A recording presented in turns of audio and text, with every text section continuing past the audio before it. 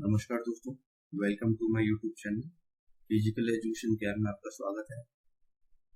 Last 2 videos में top 50 question से related ही बना चुका हूँ। ये पार्ट 3 है। जिन्होंने भी वो वीडियोस नहीं देखे, यहाँ पे आप आई बटन पर क्लिक करके वो वीडियोस देख सकते हैं। तो चलो आज हम स्टार्ट करते हैं टॉप 50 जनरल क्वेश्चन जो DSSB, PTI, TGT, PET में मोस्टली पूछे जाते हैं, कॉमन क्वेश्चन। फर्स्ट क्वेश्चन है, लोगों को मुक्त समय का रचनात्मक उपयोग करने को के लिए प्रशिक्षित करना क्या कहलाता है? मनोरंजन कहलाता है। आपका फ्री माइंड कब होगा? जब आप एंटरटेनमेंट करेंगे तो आपका माइंड फ्री रहेगा, आप हर एक्टिविटी को अच्छी तरीके से कर पाएंगे। सेकंड क्वेश्चन है, सीखने के हस्तांतरण का सिद्धांत कौन सा है? सामान्य तत्वों का सिद्धांत कौन सा कहलाता है? सीखने का सिद्धांत कहलाता है। Learning of transfer of learning सामान्य तत्वों का सिद्धांत कहलाता है। लोगों में किसी कार्य के प्रति उत्साह उत्पन्न करना और उन्हें प्रोत्साहित करना क्या कहलाता है? नेतृत्व। आप अपने लीडरशिप से ही किसी से कार्य करवा सकते हैं। कोई फोर्स डाल के, उसके ऊपर बर्डन डाल के कोई भी काम नहीं करवा सकते। एक खिलाड़ी में शरीर का मुख्य स्रोत और इंस्टेंट जो होती है एनर्जी, वो कहां से मिलती है? कार्बोहाइड्रेट से मिलती है। जो प्लेयर में इंस्टेंट एनर्जी होती है वो कार्बोहाइड्रेट से मिलती है। फिफ्थ है, स्किनर के द्वारा सीखने के संबंध में दी गई परिभाषा क्या है? सीखना व्यवहार में उत्तरोत्तर सामंजस्य की प्रक्रिया है। सोसाइटी से जो मानव है वो ज्यादातर सीखता है, क्योंकि एनवायरनमेंट जैसा मिलेगा वो उस तरीके से लर्निंग सीखता रहेगा। और लर्निंग प्रोसेस एक दिन की नहीं है, ये एज बाय एज डेवलप होती है और धीरे धीरे ही आपके व्यवहार में परिवर्तन लाती है। चोट लगने पर रक्त को जमाने में कार्य करता है रक्त विमाणु या विटामिन के।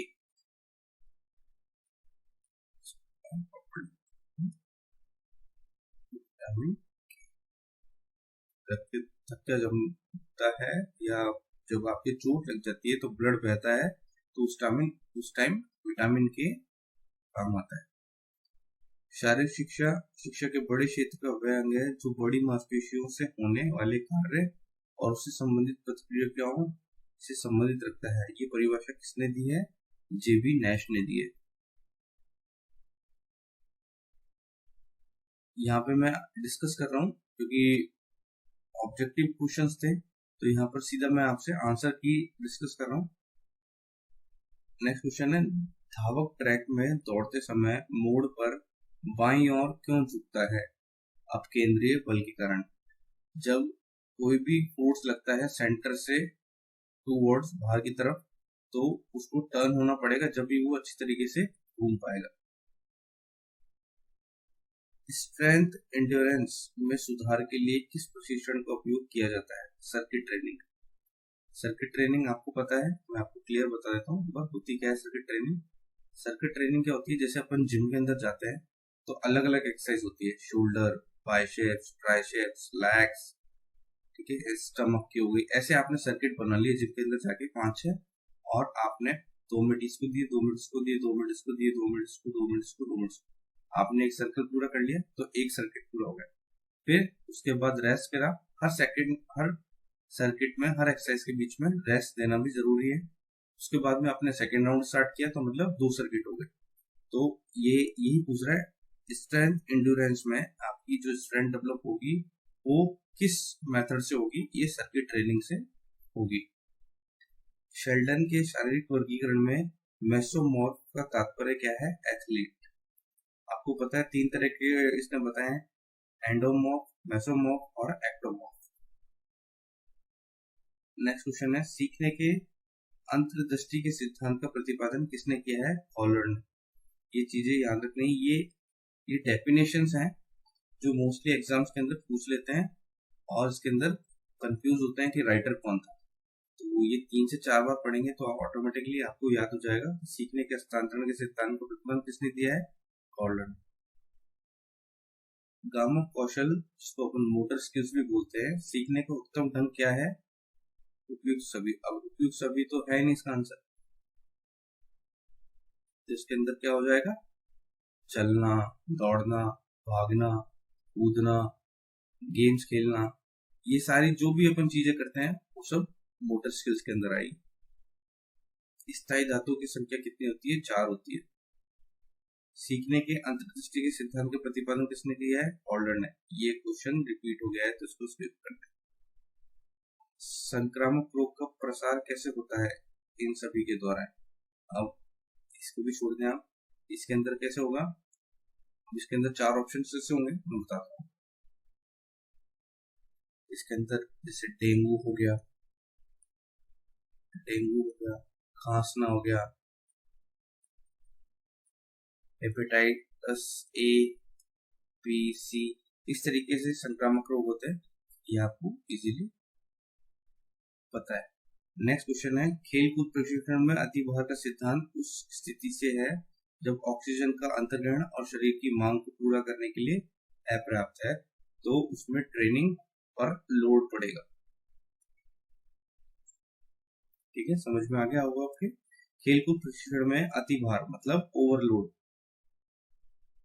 का संबंध उस स्थिति से है जब आप ऑक्सीजन ले रहे हैं और आपकी बॉडी उस चीज को कवर नहीं कर पा रही है, तो ओवरलोड इंक्रीज होता जाएगा और आपकी प्रदर्शन करने की क्षमता है वो डाउन होती जाएगी। वर्टिकल से प्रति मिनट निष्कासित रक्त की मात्रा कहलाती है कार्डिक आउटपुट। कार्डिक आउटपुट आपको पता है, कार्डिक आउटपुट होती है volume of stroke and second है प्रोड्यूस ऑफ हार्ट रेट। आप कितनी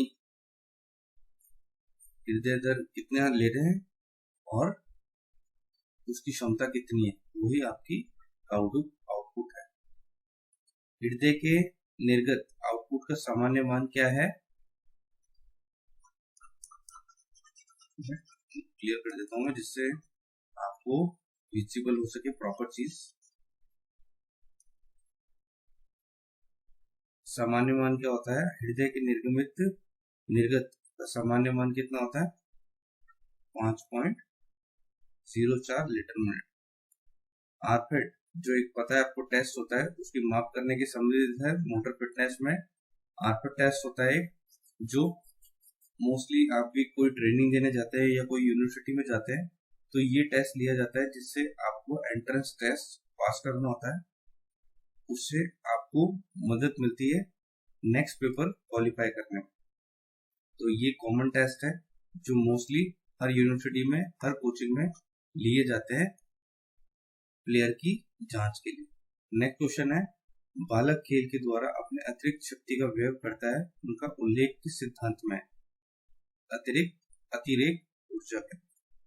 बालक खेल के द्वारा अपने अतिरिक्त शक्ति का व्यय करता है जिसका उल्लेख किस सिद्धांत में? अब इनके सिद्धांत बहुत सारे हैं।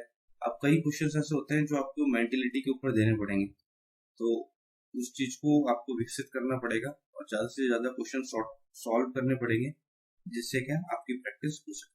नेक्स्ट क्वेश्चन है, निम्नलिखित में से क्या आनुवंशिक अभिनयनिधि के रूप में जाना जाता है? अब ये वही है, आपकी मेंटेलिटी के ऊपर है। इसमें स्पीड दे रखा है। लाल रक्त कणों का जीवन काल कितना होता है? 120 दिन। 120 दिन होता है आरबीसी का जीवन काल। और डब्ल्यूबीसी का कितना होता है? आप मुझे कमेंट बॉक्स में करके बताएं कि डब्ल्यूबीसी का जीवन काल कितना होता है। नेक्स्ट है, खेल सामग्री के चयन में सबसे अधिक ध्यान में रखने वाला कारक क्या है? भाई खेल सामग्री में आपकी क्वालिटी, आपकी जो चीजें हैं, आपके इक्विपमेंट्स है वो अच्छे नहीं होंगे तो आप प्रेजेंट भी अच्छे से नहीं कर पाओ। भाई आपको जेवलिन थ्रो दे दिया, भाई 800 ग्राम का होता है, आपको दे दिया 700 ग्राम का या 500 ग्राम का, भाई थोड़ा सा डिफरेंस दे दिया तो कोई दिक्कत नहीं है। लेकिन आपको 500 ग्राम का ही दे दिया हो तो वो तो एक तरह से अलग ही चीज होगी। लेकिन उसकी जो बनावट है वो टेढ़ी मेढ़ी दे दी, या उसको बिल्कुल जो वीक, मतलब जो स्ट्रॉन्ग पार्ट होता है उसको वीक पार्ट दे रखा है यहाँ पर, जो उसका आगे का नुकीला पार्ट होता है उसको नॉर्मल कर रखा है, या बिल्कुल गुणवत्ता उसकी लो है। तो इस तरीके से आपको खेल सामग्री के चयन में सबसे अधिक ध्यान रखने वाली चीज है उसकी क्वालिटी। इक्विपमेंट जितना अच्छा होगा, आपका आपका प्रेजेंटेशन भी उतना अच्छा होगा। नेक्स्ट है, स्वतंत्र भारत में प्रथम शिक्षा मंत्री कौन थे? मौलाना अब्दुल कलाम आजाद। निम्न में से कौन सी छात्रों को प्रेरित करने वाली विधि है? प्रशंसा। मोस्टली जब स्टूडेंट मोटिवेट होते हैं या लीडर होते हैं, वो लीडर किस चीज से प्रभावित करते हैं? मोटिवेशन से प्रभावित करते हैं कि आपको इस तरीके से फाइट करना है, इस तरीके से करना है। हमारे लास्ट टाइम के जो लीडर्स थे, हमारे लास्ट टाइम के जो फाइटर्स थे, उन्होंने भी ऐसे ही रिप्रेजेंट किया था अपने आप को। तो यहाँ पे छात्रों को प्रेरित करने वाली विधि क्या है? मोटिवेशन। प्रशंसा करके आप उनको किसी चीज के लिए भी तैयार कर सकते हैं। लाल रक्त कोशिकाओं को किस रूप से जाना जाता है? एंथ्रोसाइटस। अब आप मुझे दोबारा बताएंगे, WBC को अपन किस नाम से जानते हैं, साइंटिफिक नेम से? तो ये आप कमेंट बॉक्स में करेंगे तो डेफिनेटली आपकी चीजें क्लियर होती चली जाएगी। नेक्स्ट क्वेश्चन है, वक्षीय केशरिका की संख्या मानव शरीर में पाई जाती है? 12। The number of thoracic vertebrals in the human body? 12।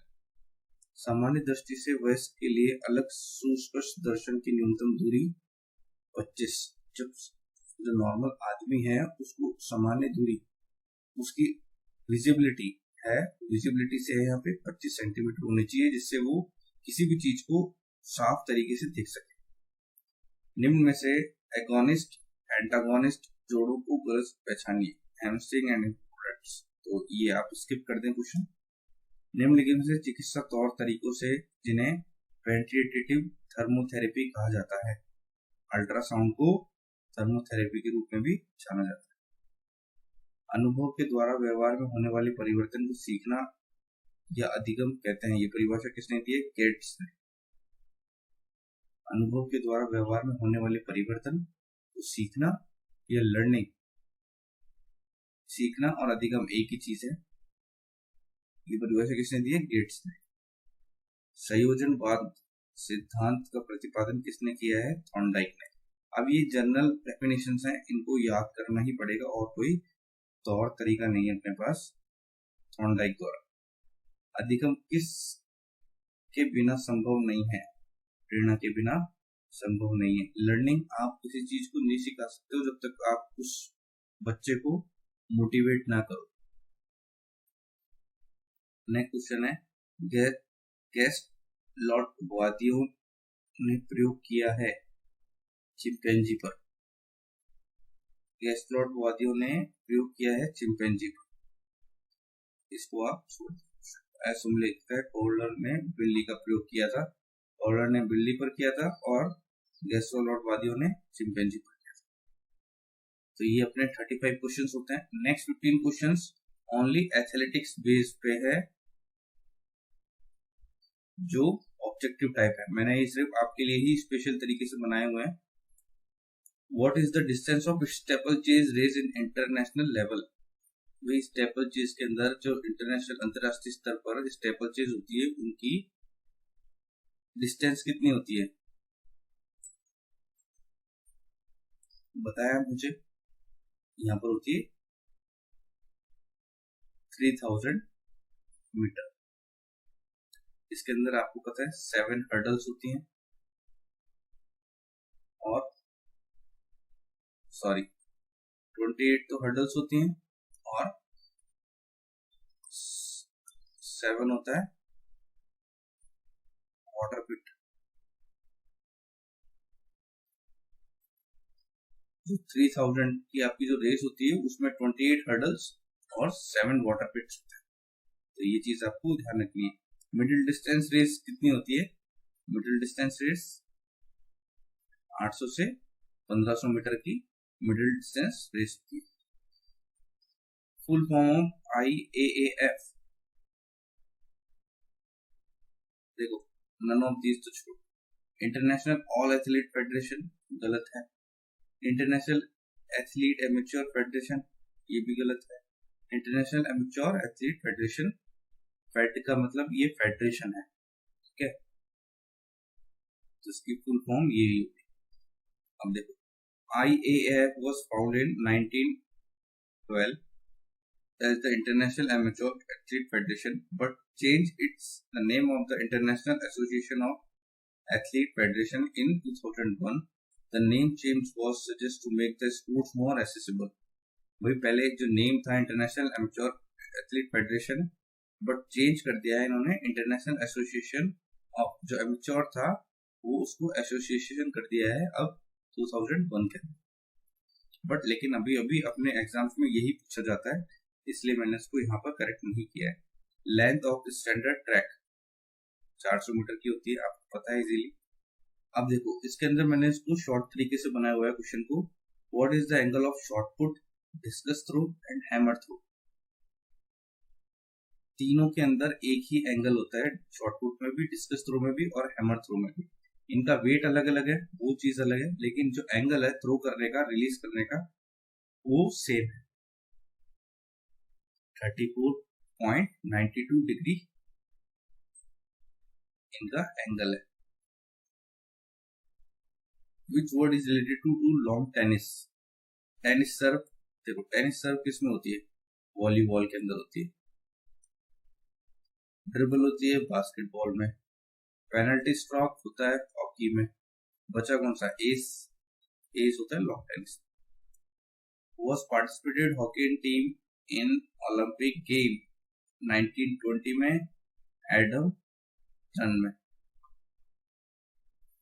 Hockey team ने फर्स्ट टाइम ओलंपिक में पार्टिसिपेट किया था 1928 में एडम स्टन।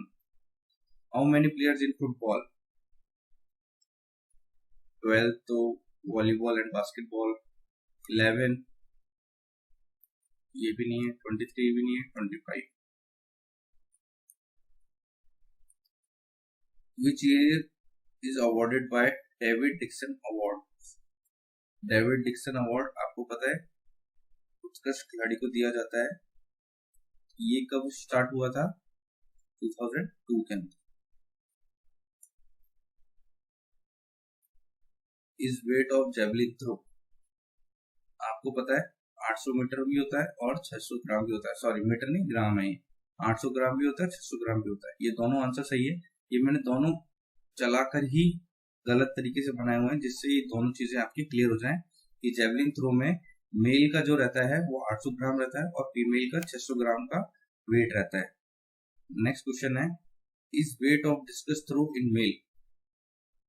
अब सेम मैंने यहाँ पर मेल डाला है, यहाँ पर तो 2 kg, 1 kg होता तो फीमेल होता।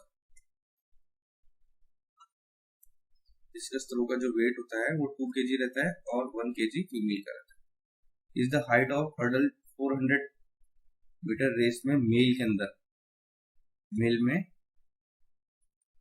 0.96 तो मीटर का जो रहता है वो 400 मीटर रेस में हर्डल की ऊंचाई रहती है। नेक्स्ट क्वेश्चन है, how many event in Decathlon? ये होते हैं 10 होते हैं इवेंट्स, जिसमें 4 ट्रैक इवेंट्स होते हैं और 6 फील्ड इवेंट्स होते हैं। ट्रैक इवेंट्स आपको पता है 100 metre, 400 metre, 200 metre. Next question है, in blue ribbon events related to, जो ट्रैक इवेंट होता है उसके अंदर ब्लू रिबन इवेंट किसे बोला जाता है? 400 मीटर वाले इवेंट को ब्लू रिबन इवेंट बोलते हैं।